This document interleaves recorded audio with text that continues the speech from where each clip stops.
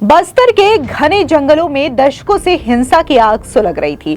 माओवादी विचारधारा के नाम पर कई युवा बंदूक उठा चुके थे, लेकिन अब एक नई उम्मीद जाग रही है। मोदी सरकार की पुनर्वास और कौशल विकास पहलों के कारण सैकड़ों पूर्व माओवादी हिंसा छोड़कर समाज की मुख्य धारा में लौट रहे हैं। यह कहानी है उन बदलावों की जो सरेंडर किए गए कैडरों के जीवन में आ रहा है। केंद्रीय गृह मंत्री अमित शाह के नेतृत्व में हॉस्पिटैलिटी, निर्माण, प्लम्बिंग और बिजली के काम में प्रशिक्षण पूर्व कैडरों को सम्मान के साथ मुख्य धारा के समाज में फिर से जुड़ने, हिंसा से दूर रहने और स्थिर आत्मनिर्भर आजीविका बनाने में मदद कर रहा है, जिससे प्रभावित क्षेत्रों में स्थायी शांति और प्रगति की नींव रखी जा रही है। आपको बता दें कि इस साल सितंबर में केंद्रीय गृह मंत्री अमित शाह ने नक्सल मुक्त भारत पर एक सेमिनार में शामिल होते हुए कहा था, हाल ही में भ्रम फैलाने के लिए एक पत्र लिखा गया था जिसमें कहा गया था कि अब तक जो हुआ वो एक गलती थी कि युद्ध विराम घोषित किया जाना चाहिए और हम नक्सल सरेंडर करना चाहते हैं। मैं कहना चाहता हूं कि कोई युद्ध विराम नहीं होगा। अगर आप सरेंडर करना चाहते हैं तो युद्ध विराम की कोई जरूरत नहीं है। अपने हथियार डाल दें, एक भी गोली नहीं चलाई जाएगी। 13 दिसंबर तक के जो आधिकारिक आंकड़े हैं उसके मुताबिक 2025 से अब तक 317 नक्सलियों को खत्म किया गया है। 862 गिरफ्तार किए गए हैं और 1973 ने सरेंडर किया है। इसके अलावा अकेले 2024 में 290 को खत्म किया गया है। 1190 जो माओवादी हैं वो गिरफ्तार किए गए हैं और 881 ने सरेंडर किया है।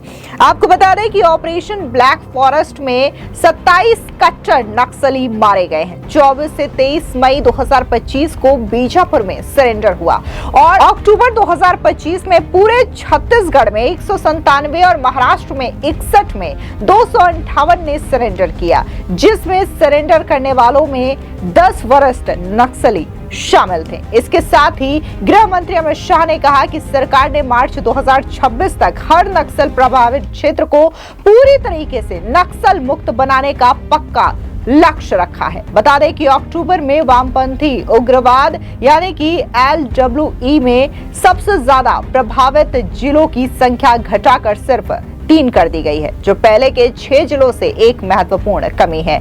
LWE प्रभावित जिलों की कुल संख्या भी 18 से घट करके 11 कर दी गई है।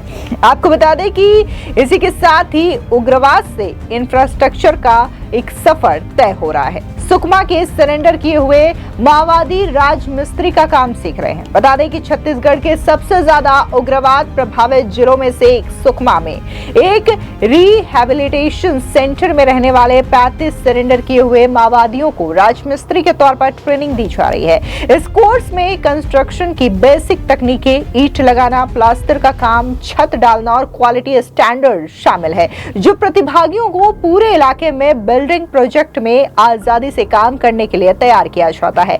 ट्रेनिंग के बाद ये युवा प्रधानमंत्री आवास योजना के तहत अधूरे और नए घरों के निर्माण में योगदान देंगे। इससे न सिर्फ उन्हें एक स्थिर रोजगार मिलेगा, बल्कि बस्तर के दूर दराज संघर्ष प्रभावित इलाकों में कुशल राजमिस्त्रियों की लंबे समय से चली आ रही कमी को दूर करने में मदद भी मिलेगी। अधिकारियों के मुताबिक लगभग 75 सरेंडर किए हुए कैडरों को 5G स्मार्टफोन दिए गए हैं, जिनसे 50 मेगापिक्सल का डुअल कैमरा और 5000 mAh की फास्ट चार्जिंग बैटरी है। ये डिवाइस इस युवाओं को डिजिटल शिक्षा, स्किल डेवलपमेंट कोर्स, सरकारी योजनाओं और खबरों तक पहुंचने में मदद करेंगे।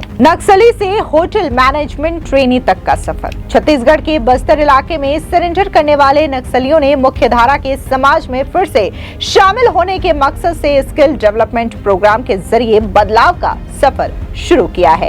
इस पहल के तहत 30 पूर्व माओवादी कैडर्स ने अपने जैतून रंग की वर्दी उतार दी और 3 महीने की हॉस्पिटैलिटी और होटल मैनेजमेंट ट्रेनिंग प्रोग्राम में एडमिशन लिया। ये ट्रेनिंग जगदलपुर कॉलेज में दी जा रही है, जहां प्रतिभागियों को hotel management, tourism service, plumbing और इलेक्ट्रिकल रिपेयर में ट्रेनिंग दी जा रही है।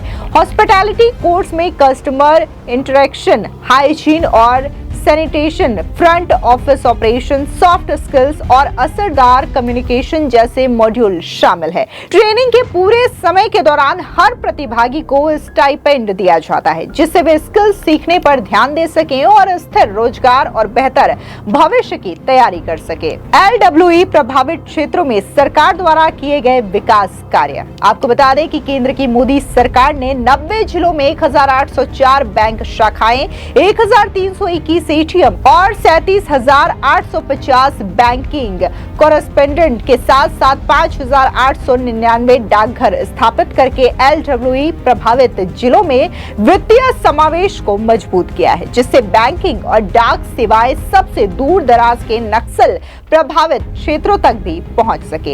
इसके अलावा LWE क्षेत्रों में सड़क कनेक्टिविटी यानी कि मई 2014 और अगस्त 2025 के बीच केंद्र सरकार ने LWE प्रभावित क्षेत्रों में 12,000 किलोमीटर सड़कें बनाई है। पहले दुर्गम क्षेत्रों में हर मौसम में कनेक्टिविटी सुनिश्चित करने के लिए 20,815 करोड़ की 17,589 किलोमीटर की परियोजनाओं को मंजूरी दी गई। इसके अलावा मोबाइल नेटवर्क का विस्तार यानी कि चरणबद्ध तरीके से कार्यक्रमों के तहत पहले चरण में 2,343 2G टावर लगाए गए, जबकि दूसरे चरण में स्वीकृत 2,542 टावरों में से 1,154 चालू कर दिए गए हैं।